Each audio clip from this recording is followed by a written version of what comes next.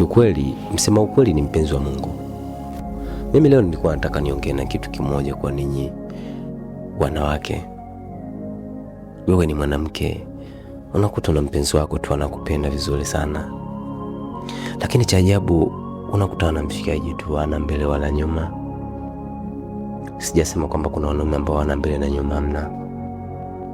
Yaani manake unakutana na mshikaji ambaye hana malengo na wewe, lakini cha ajabu unamwacha yule mwanaume ambaye anakujali, ambaye anajaribu kupambana kwa sababu yako, ambaye anajaribu kupambana ili wewe uweze kuishi.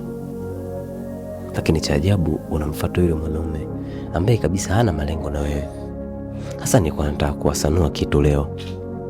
Sisi wanaume kuna kitu kidogo Mungu ambacho alituumbia kutokuwa na uvumilivu. Mwanaume ni mara chache sana kuvumilia, kuwa mvumilivu, kuvumilia maumivu. Kwa sababu sisi wanaume tumebeba vitu vingi. Mfano, tumebeba kupambana ili tuweze kupata ya kuja kutusaidia kesho katika familia yetu au katika maisha yetu ya baadaye. Kwa sababu anayetafuta sio mwanamke. Mwanamke kama akitafuta, anatafuta kwa ajili ya familia yake, lakini mwanaume kama akitafuta, anatafuta kwa ajili ya wote. Lakini ndo manake Mungu alimuumbia kitu kidogo sana, akamuumbia moyo mdogo sana wa kutokuwa mvumilivu. Anaweza akawa na wewe ukahisi yupo na wewe, lakini ashaondoka kwako. Unapokuwa naye, tulia naye basi. Wewe jamaa anakupenda,